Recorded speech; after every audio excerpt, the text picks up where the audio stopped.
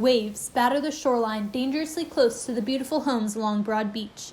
Sea spray hits their houses, sand is dragged away with the waves, and high tides prevent lounging along the beach. The homes that are lucky enough to sit further back on the shore are still losing a beautiful sandy backyard. Maybe it's not affecting the structure, right? But it's definitely affecting the usable space. When development began on Broad Beach in 1930, there was almost 100 feet of sand between the shoreline and the new properties. But between 1972 and 2009, sea level rise claimed over 65 feet of Broad Beach. Residents decided to unite and take action. In 2005, a Malibu Times article reported that homeowners hired bulldozers without a permit to pile sand in front of their multi-million-dollar homes. However, the California Coastal Commission stepped in and put an end to their work. In 2009, residents again realized they needed to take action. They applied for an emergency permit from the Coastal Commission to protect their homes with a seawall. But it's temporary.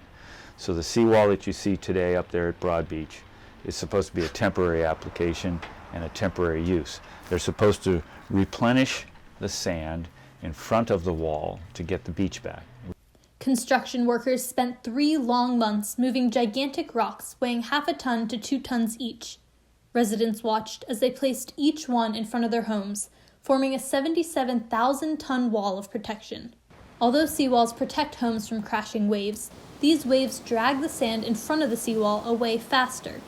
A seawall is put in place to protect something, but usually the challenge when that's put in place is that the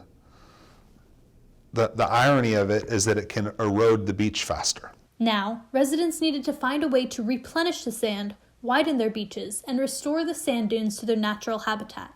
In 2011, after multiple city council meetings and public hearings, Broad Beach homeowners banded together to form the Geological Hazard Abatement District, or GAD, to restore Broad Beach to its original glory. They proposed the Broad Beach Restoration Project, which would 1. Bring in sand to widen the beach, and 2. Bury the rock seawall to create sand dunes that would restore natural habitats. GAD predicted that this project would cost homeowners about $12 million to complete. 6 years later, there was still no new sand on the beach, and the cost estimate had exploded to $20 million every 5 years.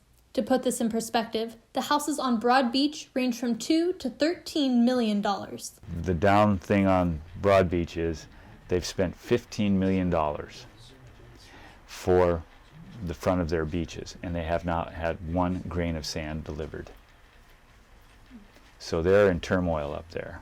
The Coastal Commission added 3 conditions to their permits. They ruled that property owners on the west end of Broad Beach could not add any sand for fear of endangering an environmentally sensitive habitat area.